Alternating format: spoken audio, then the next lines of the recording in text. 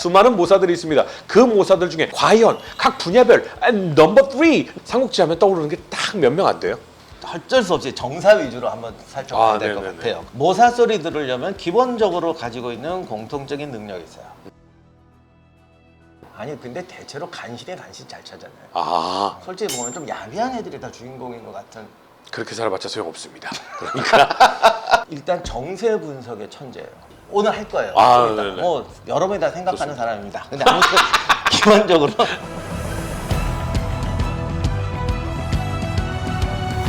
여러분은 삼국지의 모사 하면 누가 떠오르십니까? 뭐 간선비는 굉장히 자랑하시는 분들도 있고요. 법정 없이 무슨 말을 하냐 이런 분들도 계시고요. 모사 측에 들지도 못해. 모사라고 생각도 안 하죠. 하지만 우리 마음속에 제갈량 수많은 모사들이 있습니다. 그 모사들 중에 과연 각 분야별 넘버 3, 넘버 5 순위는 어떻게 될까요? 박사님과 함께 이야기 나눠보도록 하겠습니다. 임영하 박사님 나오셨습니다. 안녕하십니까. 진짜 모사에 대해서는 장수에 대해서는 정말 삼국지는 많이 알긴 하지만 모사에 대해서는 삼국지 하면 떠오르는 게 딱 몇 명 안 돼요. 내가 전에 어느 기업에서 모사에 대해서 이렇게 강의할 수 없습니까? 라고 네. 부탁을 받은 적이 있는데 그때 가만히 듣자 보니까 도대체 뭘 요구를 하는 거야? 사실 모사는 굉장히 포괄적인 용어잖아요. 그렇죠. 그래서 도대체 어떤 걸 요구하십니까? 그랬더니 가만히 듣고 보니까 이건 그냥 만능 해결사. 아. 근데 그런 건 없어요. 사실 삼국지의 소설에서는 만능 해결사야. 이게 그냥 아무 데나 다 해결이야. 그냥 모든 문제를 하면은 몸으로 때우는 건 관우장비고 네. 그저 이렇게 하여간 생각하는 그렇죠. 거는 다 저기 그렇죠. 뭐 관우장비뿐만 아니라 이제 뭐 허저 뭐 얘들은 다 뇌가 없고 네, 없어요. 그냥 남쪽에 가서 3시즌을 기다리면 누가 올 것이야. 그렇지. 그러면 오른쪽으로 가는 척하면서 왼쪽으로 가. 뭐 이걸 다 그냥 막.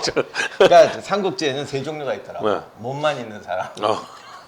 입만 있는 사람, 아. 이제 두뇌하고 입이 있는 사람. 어. 근데 이 두뇌하고 입이 있는 사람을 모사라고 그러고 어. 입만 있는 애를 간신이라고. 간신. 그리고 나머지는 다 몸만 있어. 가끔 아주 가끔 이제 뭐 장수들 중에 이 지역은 매복이 있을 것 같다 뭐 이러면서 뭐 피하는 장수가 있긴 하지만 대체적으로 모사가 약간 절대 만능 같은 느낌이 좀 있긴 하죠. 그렇죠. 그래서 이게 가만히 제가 분석을 해봤더니 모사라는 말 속에는 전략가도 있고 행정가, 참모, 책략가, 정치가, 관료, 심지어는 군사기술자. 제가 약간 목유 유마에다 그 삼국지 나온 얘기 발명왕. 뭐 연노에다 그렇죠. 발명왕에다가 심지어 예언자, 주술사, 마법사까지 해야 돼요. 셰프. 그래서 이건 진짜 말이 안 된다. 네네. 그래가지고 이거를 어쩔 수 없이 정사 위주로 한번 살펴봐야 될 것 네네네. 같아요. 그리고 주제별로 한번 나눠서 살펴봐야 되는데 간단히 말하면 삼국지에서는 이 모든 것이 제갈량한테 합쳐져 있습니다. 아, 그렇죠. 다른 사람들은 전부 제갈량이 아류예요. 네. 아니면 일부만 가지고 있어요. 제갈량이 갖고 있는 능력 중에 요 능력은 얘가 제일 그래도 비슷하고 요 능력은 제일 비슷하고 근데 이걸 다 가지고 있는 건 제갈량이고. 그렇죠. 맞아요. 정확해요. 그런데 이렇게 하면은 할 말이 없어요. 그렇죠, 그렇죠. 정사로 돌아가서 이제 우리가 어떤 요런 파트에서는 얘가 최고였다라는 식으로 한번 살펴보려고 합니다. 좋습니다.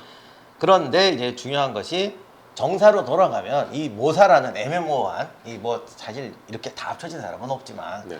그냥 이 모사라는 사람들 중에서 가장 기본적으로 모사 소리 들으려면 기본적으로 가지고 있는 공통적인 능력이 있어요. 네. 일단은 뭘 것 같으세요?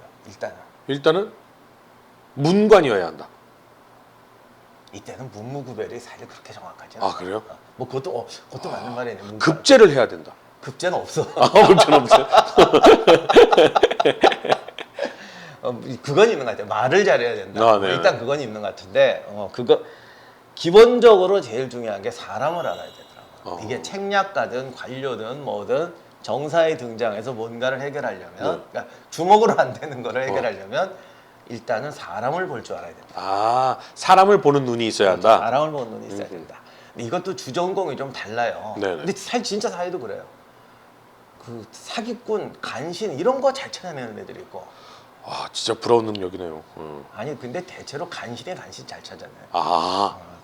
사이코패스는 사이코패스를 알아본다라는 뭐 그런 말하고 비슷한 내가 이런 말하면 좀 겁나는데 역사학계에서도 이제 사료 갖고 얘기하면 네. 똑같은 사건에 대해서 뭐 이렇게 여러 가지로 해석할 수가 있잖아. 가만히 보면 자기 성격대로 해석해. 뒤통수 치기 좋아하는 애들은 얘가 뒤통수를 친 거야 이러고 본인이 하는 그리고 보면 심리학적으로도 사실이에요. 이거 진짜인데 거짓말이 아니라 이 말하는 사람들은 거짓말을 많이 하는 사람이라고. 그래서 역사를 보는 눈도 가만히 보면 자기 성격대로. 그러니까 잘난 척 좋아하는 애는 이 자식이 잘난 척하다 죽었다고 그러고 아니면 이렇게 잘난 사람을 왜 이런 거에 이제 되게 포인트를 갖고 네네. 어떤 분들은 뭐 쓸데없이 이게 지방 세력이라 그래 뭐 또 그런 거 굉장히 따지는 분들이 있고 그래서 다 자기 눈으로 보는데 아무튼 삼국지에 등장하는 모사가 되려면 요 수준을 넘어서 요 수준을 넘어서 약간의 뭐 전공적인 능력은 있다 하더라도 그래도 이 수준을 넘어야지. 그럼 최고로 사람을 잘 봤던 사람은 누구예요? 그 분류는 안 하셨는데. 그 분류는 안 해도 일단 네. 오늘 할 거예요. 네네. 뭐 여러 분이 다 생각하는 사람입니다. 근데 아무튼 기본적으로 인간에 대해서 볼 줄 알아야 네네. 된다. 그리고 사회 생리에 대해서도 잘 봐야 된다. 이게 진짜 실수 많이 하는 거지. 쟤랑 나랑 평생 친구야. 쟤는 정말 의리의 사나이야. 야, 우리 산에 갔을 때 정말 자기 옷 벗어주고 같이 사업하면 들고 나는 친구가 얼마나 많은데. 걔가 산에서 거짓말을 한 게 아니야. 산에서는 그렇게 해. 근데 사업할 때는 얘가 달라지는 경우가 있다고요. 전 정말 나이가 이제 40 중반이 넘어갔잖아요. 정말 여러분이 성공하기 위해서 말씀드리는 겁니다. 어렸을 때는요. 위초고 당연히 촉, 당연히 의리, 당연히 대의 명분, 도덕 이런 얘기 했었거든요. 그렇게 살아봤자 소용없습니다. 그러니까 정말 나를 위해 뼈를 내주고 살을 내줄 친구가 있잖아요. 뼈와 살을 받으세요.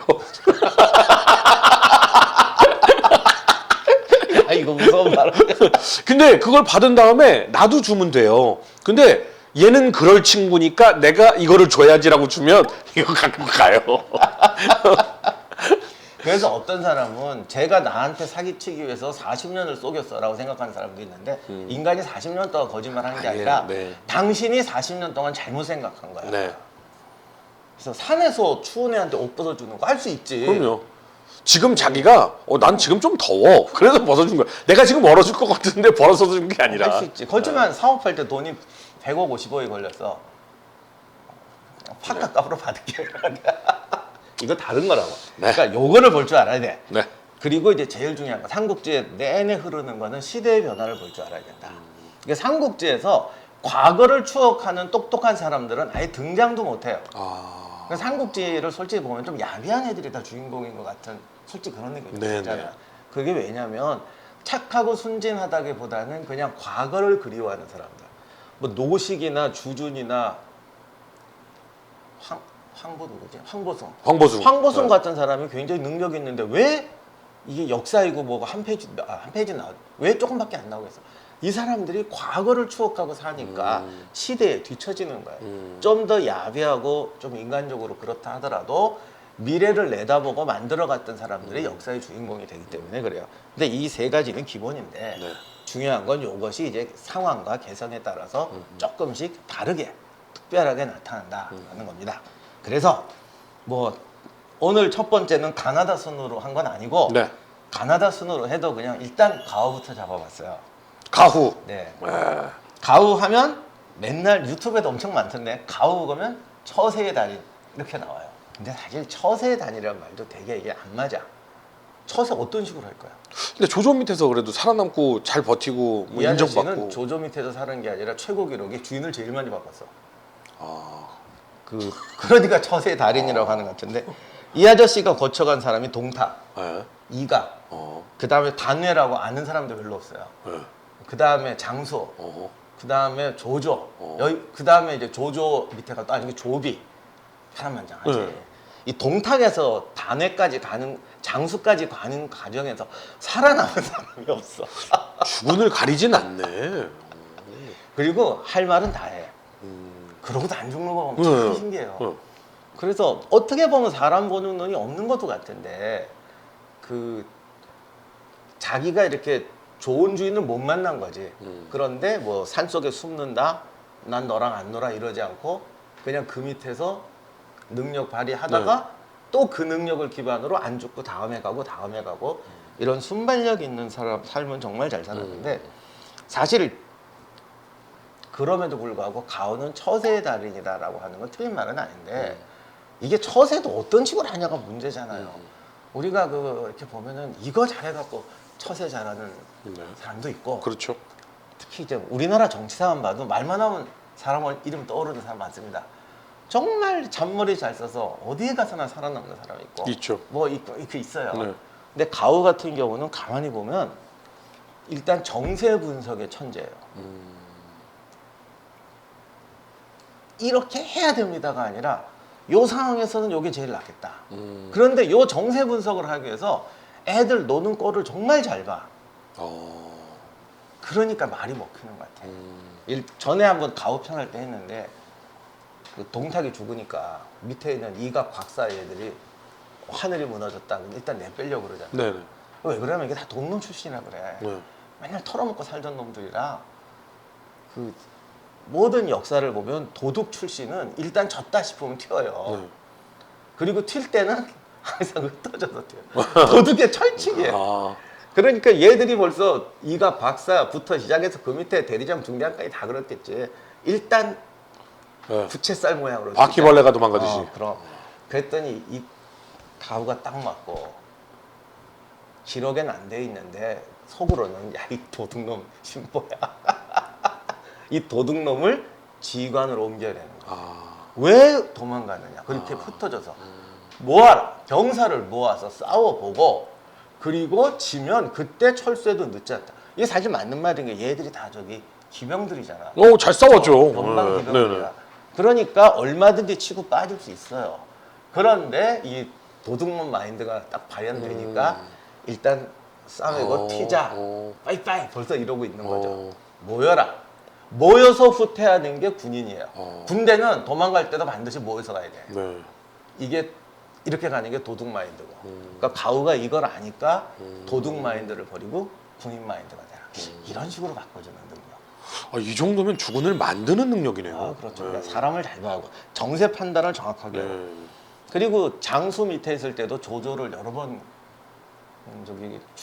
조조를 여러 번 몰아세우죠. 잡을 뻔했잖아요. 네네. 그때도 추격하겠다 그러니까 이번엔 추격하면 안 된다. 안 하겠다고 하니까 이번엔 가야 된다. 야 지난번엔 가더랬더니 이번엔 가지 말라고 그래. 그때 가면 이기고 이번에 가면 진다. 이런 게 아주 정확해. 그러니까 시야가 굉장히 높고 먼 사람이네요. 네, 그러니까 항상 상황을 구조적으로 볼 줄 알고 그 속에서 사람을 볼 줄 아는 거죠. 그래서 우리가 처세의 달인이라고 하는데 처세는요 하나만 붙잡아도 되는 거나 많이 봤어요. 정말 돈의 흐름만 귀신같이 쫓는 사람이 있고 네네네. 그 감정의 흐름만 맞아요. 귀신같이 쫓는 사람이 있고 네. 아니면 참 맹목적으로 구르는 그렇죠, 그렇죠. 처서는 어떻게든 할 수 있어. 그런데 이 상황을 분석해서 그 사람이 어쨌든 좀 더 좋은 판단, 그러니까 주식 투자를 자로 말하면 좀 비겁한 수단을 쓰든 어떻게 하든 일단 수익을 올리게 만들어주는 거죠. 네네. 이게 무서운 거잖아. 근데 진짜 지금 얘기를 그렇게 듣고 보니까 그 시대에 가우처럼 주군을 바꿔가는데 그렇게 오래도록 부귀영화를 누릴 만한 능력이 있다라는 건 그 능력, 이 정세를 파악하고 시야를 넓게 보는 능력은 누구에게나 다 인정을 받은 사람이네요. 요즘에 기업에도 M&A 전문가, 고용 사장 전문가 뭐 이런 네네. 분들이 있는데 그 바닥에서도 유명한 분들은 이런 거 있어요. 저 사람한테 맡기면 일단 수익 지표는 올라간다. 일단 뭐는 한다. 이 아저씨는 그 이미지를 깔아놓은 것 같아요. 그러니까 야 조조가 정말 자기도 죽일 뻔하고 자기 조카도 죽이고 아들도 죽인 그거를 데려다가 쓴다는 게 이게 말이 되냐고. 그런 점에서 이게 수익을 올려줄 줄 아는 남자. 어떤 상황에서도 이게 가오. 두 번째, 난 이해살이 제일 존경스러운데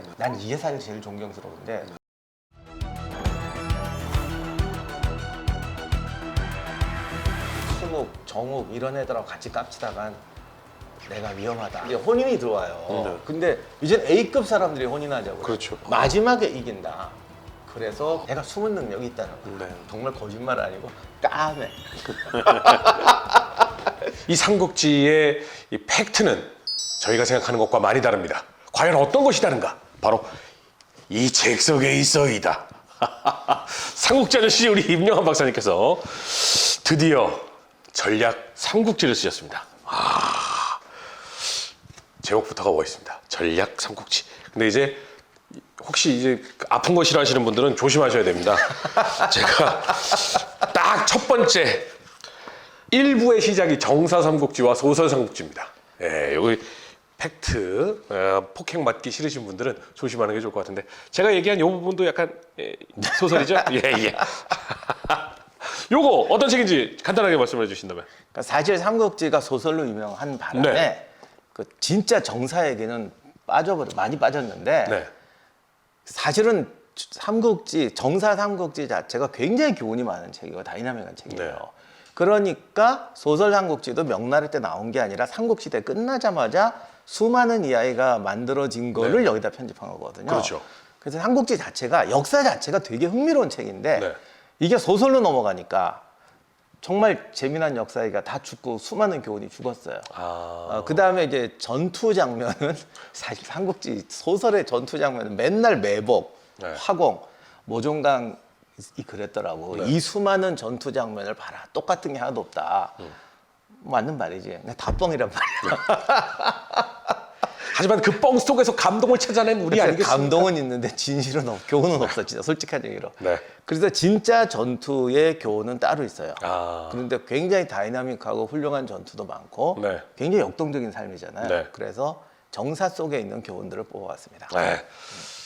이런 말이 있습니다. 삼국지를 읽지 않은 사람과는 친구가 되지 마라. 그런데 삼국지를 3번 이상 읽은 사람과는 절대 싸우지 마라. 그게 무슨 뜻이겠습니까? 인생을 살아가는 참 많은 표본이 돼주고 교훈이 돼준다라는 말 아니겠습니까? 그 교훈을 모아서 우리 삼국지에 대한 이야기 전략 삼국지 쓰셨으니까요. 이거 많이들 좀 사랑해 주셨으면 좋겠습니다.